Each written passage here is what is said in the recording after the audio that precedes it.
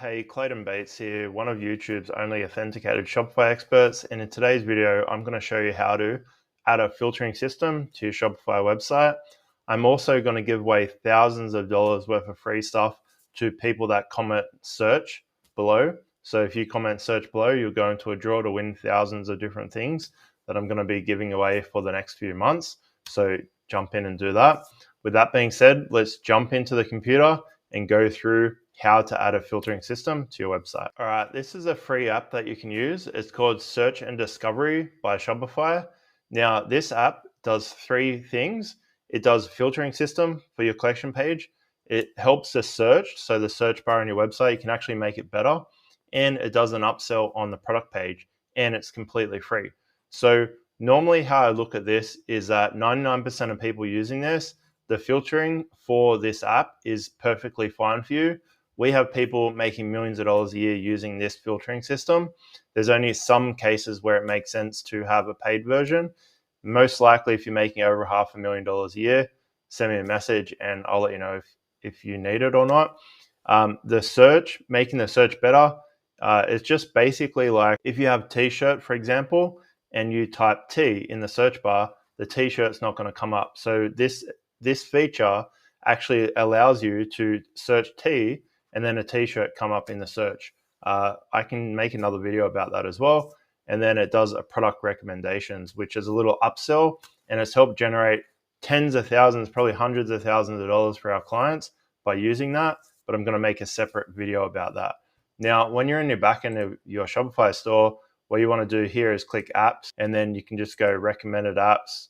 It might be here, or you can just go to Shop App Store. Sometimes it'll come up as recommendation, but you can search and discovery. I'll leave a link below. So if you just type that in, it'll come up here. So see how it says search and discovery. You can click install or you can click into it. So if you want to check it out a bit more, you can click into it and see everything it does, but then you click install. And now what it's going to do is install it into your website so we can actually do all that sort of stuff.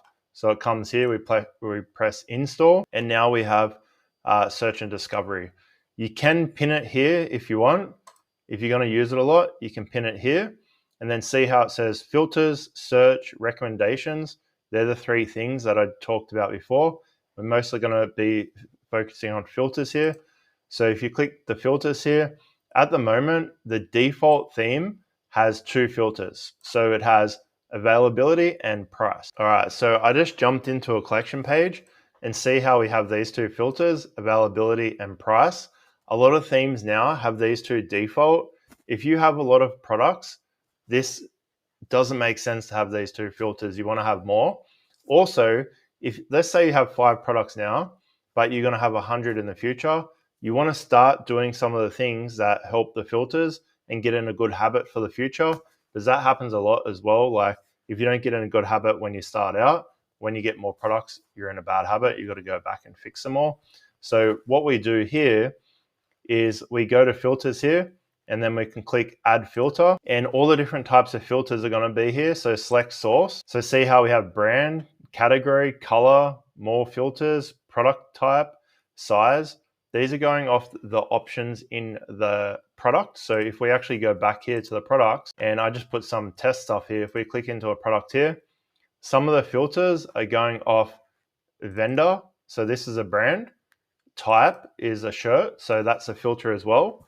And then your product variant. So a variant here, see how it says size and color. They're the filters going into the filtering system. So if you don't set these up properly, you're not going to have filters that work really well. So for example, a lot of people will forget to put product type or vendor. So if you have multiple different brands, you want to put those brands in there. And if you have multiple different types of stuff, you also want to make sure you add that to the product. Otherwise, the filtering system is not going to work properly. If we go back here to the filters, so we click add filter, select source, brand, for example. So we're going to add that and we're going to press save. So now in our website, we have a brand filter. If we go back, we can add another filter, source, and then maybe we're going to put, see how it says product type. So that's a variant. We might put color. Now, color is spelled differently for different countries. So if you have like, if you're selling a lot of to people in Australia and the US and stuff, what you could do for the filter label here, you could put end color like that, or just put color. There's some people are going to see that and be like, it doesn't make sense, but it really depends what you want to do here. And then press save, then go back. I would say if you're selling international and you just want to have one word, just spell color without the U, because it'll make sense everywhere sort of thing. And then do we want to put anything else here? Maybe the size. So product option size, and then it has all the sizes here. Press save. And then now, if we go back here, we have availability, price, brand, colors, size. You can click and hold these dots here to change the order. Now, normally if you watch any of my collection videos and stuff like that, I always make collections, nearly always, basically always, where they remove sold out products. So sometimes you don't really need the availability here, but it really depends on what way you're building your website. If you're not sure, there's a link below where you can get a free video review of your website from me, completely free. Click that link and you can grab that, and I'll tell you basically if you need that or not. So you can reorder these however it wants. You can remove some. So for example, let's say price doesn't make sense. So we click into price. So we have to save first. And then we click into price. See how we can now remove it, then press remove. So we just remove price.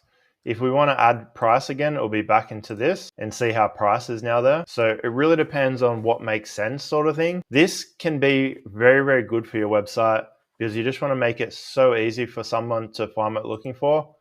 Like if we go back here and we refresh, we're now going to have this filtering. So see how now we can filter by the size, availability, brand, colors. See how we have the colors here. Now, depending on what theme and stuff you have, this section will look different. You can recode it, but I think just for now, this will work on your theme sort of thing.